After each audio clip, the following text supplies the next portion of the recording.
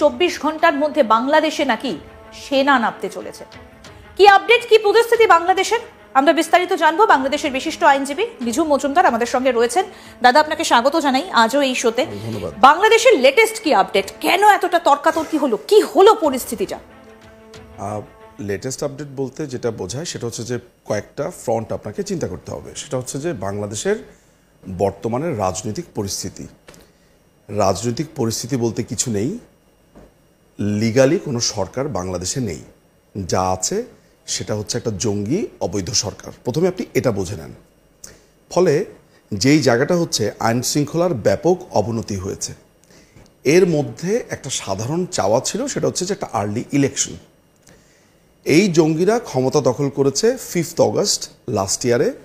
একটা এক্সপেক্টেড ছিল যে এই বছরের জুনের ভেতরে ইলেকশনটা হয়ে যাবে বা মে ইলেকশন হয়ে যাবে। এটা হচ্ছে মার্চ মাস। কথাবার্তা শুনে মনে হচ্ছে তারা বারবার বলছে ডিসেম্বরে আবার বাড়তেও পারে। এর মধ্যে ইউনুস আপনার ফেব্রুয়ারির 11 বা 12 তারিখে দুবাইতে গেল। সেইখানে আপনার ইলন মাস্কের একটা এজেন্ট ছিল গ্যান্টি বিচ, তার সাথে যোগাযোগ করলো, কথাবার্তা বলল, লবিং করবার চেষ্টা করলো স্টারলিংক বাংলাদেশে আসার। যদিও চুক্তিটা আগে কথা হচ্ছিল, কিন্তু ইলন মাস্ককে তুষ্ট করে কোনোভাবে ট্রাম্পকে বোঝানো যায় কিনা বা পশ্চিমা বিশ্বকে কোনোভাবে বোঝানো যায় কিনা যে প্রেশার দিও না, আমাদের ইলেকশন হতে আর একটু বেশি সময় লাগতে পারে। এর মধ্যে যে টোকাইগুলো আছে এই সরকারের, বহিরাগত টোকাই যারা আছে, তারা বলছে যে রক্তের উপর দিয়ে ইলেকশন হবে না। কিন্তু যারা এই কথা বলছে তারা কিন্তু প্রতিদিনই বিয়ে করছে, তার অমুক প্রোগ্রাম হচ্ছে, তমুক বোনের বিয়ে হচ্ছে, তারা কিন্তু তাদের উৎসব করে যাচ্ছে। কিন্তু তারা বলছে যে বিচার ছাড়া কোনো ধরনের ইলেকশন হবে না। আবার সেই বিচারের রেজাল্ট কি হবে সেটাও তারা বলে দিচ্ছে। তাহলে বলে দিলে হোক যে আমরা ধরে এনে ফাঁসি দিয়ে দিই। তো আলটিমেটলি এই ধরনের একটা অরাজক পরিস্থিতির মধ্যে তৈরি হয়েছে। এর বাসায় ডাকাতি, তার বাসায় ডাকাতি, খুন, 2 বছরের বাচ্চাকে ধর্ষণ, 4 বছরের নারীকে ধর্ষণ, কোনো মেয়ে ওড়না পরলো কিনা, বোরখা পরলো কিনা, কি জামা পরলো, রাস্তার মধ্যে মেয়েদেরকে চেক করছে তাদের পার্সে কি আছে, সেই মানে স্যানিটারি ন্যাপকিন ইউজ করবে সেইটার জন্য একটা মেয়েকে মারধর করছে, অমুক বই বিক্রি করা যাবে না। তো আপনি মধ্যযুগ বলতে যেটাকে কল্পনা করেন কিংবা ভাবতে পারেন যে ললেসনেস বলতে যেই শব্দটা ধুম করে আপনার মাথাতে চলে আসে যে একটা দেশে কোনো আইন নেই, এরকম একটা সিচুয়েশন। এখন স্বাভাবিকভাবে সেনাবাহিনী তো রাজনৈতিকভাবে তারা অপারেট করে না, তারা মূলত রাষ্ট্রীয়ভাবে অপারেট করে। এর মধ্যে সেনাবাহিনীর সাথে হেড টু হেড একটা ঝামেলা তৈরি হয়েছে আজকে থেকে 3 সপ্তাহ আগে, যেটা আমি বলেছি আপনাকে। পুরো ব্যাপারটা কি, সেটা হচ্ছে যে ইউনুস ইলেকশন দেবে না, সে নিজে প্রেসিডেন্ট হয়ে বসে থাকতে চায় এবং সে চাইছে যে এই যে টোকাইগুলো একটা রাজনৈতিক দল, কথিত রাজনৈতিক দল ফর্ম করেছে, তাদেরকে একটা জেলা, উপজেলা, থানা এইসব পর্যায়ে পৌঁছে দিতে, অর্থাৎ রাষ্ট্রীয় টাকা দিয়ে রাষ্ট্রীয়ভাবে নানানভাবে অ্যাকোমোডেট করবে। তো এটা তো সেনাবাহিনীর কাজ না, যেটা আমি আগের দিনও বলেছি। কিন্তু ফলে এই বিষয়গুলো নিয়ে সেনাবাহিনী চাইছে ইলেকশনটা দ্রুত হোক। একটা এর মধ্যে ভারত পরিষ্কার করে বলছে যে একটা নির্বাচিত সরকারের সাথে আমরা ডিলে যাব না।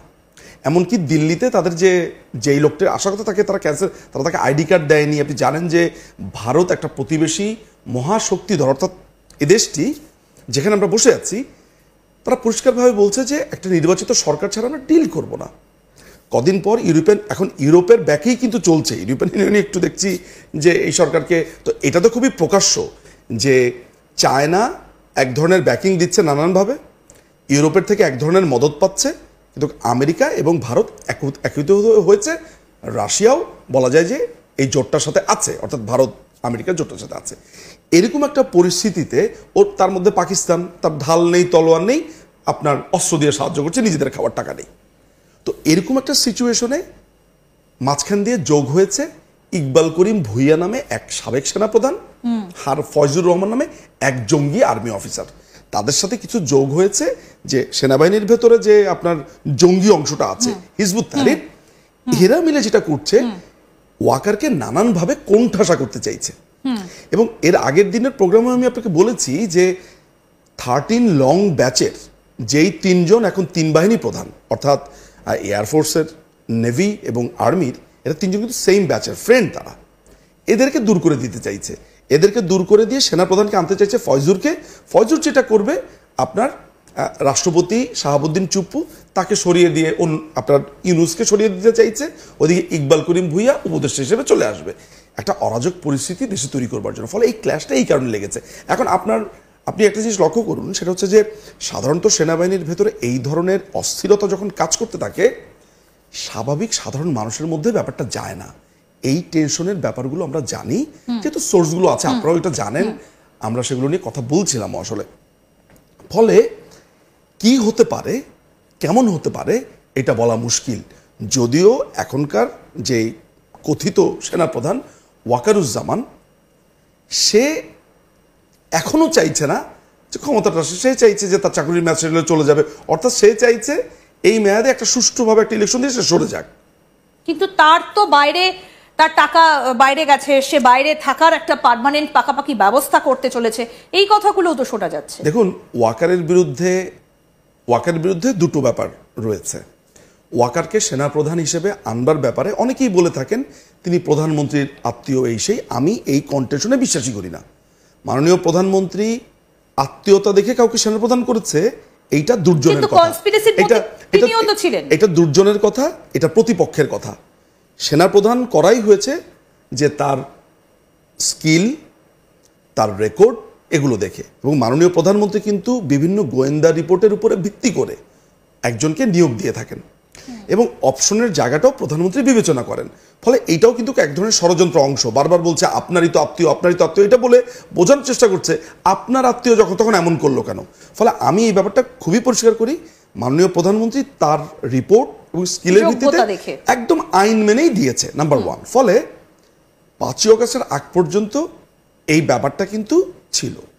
5ই অগাস্টে বলা হয়ে থাকে ওয়াকার একটা হিউজ পরিমাণের অর্থ পেয়েছে এবং সেটা সে কানাডাতে পাচার করেছে। এই ধরনের একটা, এই অর্থটা কোথা থেকে এসেছে? এই অর্থের কথা বলা হচ্ছে যে এই 5ই অগাস্টে সে যে বিট্রে করেছে, এই 5ই অগাস্টে তার যে ব্যর্থতা, এই ব্যর্থতাটা সুডো ব্যর্থতা, ছদ্ম ব্যর্থতা, পারতো কিন্তু করেনি। এটা আমার কথা নয়, এটা বিভিন্ন সোর্সের কথা। এটা সত্যিও হতে পারে, এটা মিথ্যাও হতে পারে, কিন্তু এটা তো মিথ্যা না যে সেখানে অনেক জেনারেলরা রাজনীতিবিদদের কাছ থেকে টাকা নিয়েছে, তাদের বাড়ি লুটপাট করেছে, ক্যাপ্টেন মেজররা ডাকাতি করেছে, ধরাও পড়েছে। তো এই ধরনের ঘটনাগুলো কিন্তু ঘটেছে। এখন আমি ওয়াকারের বিরুদ্ধে অনেক কিছুই এখানে বলা সম্ভব বা বলতে পারিও, বাট আপাতত ওই ধারণাগুলো থেকে একটু দূরে রেখে শুধু এই জায়গাতে যদি ফোকাস করি যে সেনাবাহিনী প্রধান একটা ইলেকশন দিতে চাইছেন, ইউনূস একটা ইলেকশন দিতে চাইছে না, সিম্পল অ্যাজ দ্যাট। কিছু অফিসার আছে যারা মনে করছে যে ওয়াকার যদি এইখানে থাকে তাহলে তারা যেভাবে ক্ষমতার রোডগুলোতে কাজ করতে চায় সেটা হচ্ছে না, কারণ সে একটু ট্র্যাডিশনাল, সে চাইছে যে একটা গণতান্ত্রিক প্রভাবটা বজায় থাকুক, এখানে ইনক্লুসিভ ইলেকশন, অর্থাৎ আওয়ামী লীগও থাকবে, জাতীয় পার্টি থাকবে, এখানে অন্যান্য রাজনৈতিক দল থাকবে, বিএনপি থাকবে, অন্যান্যরা থাকবে, এবং সবার জন্য লেভেল প্লেয়িং ফিল্ডটা যাতে হয়।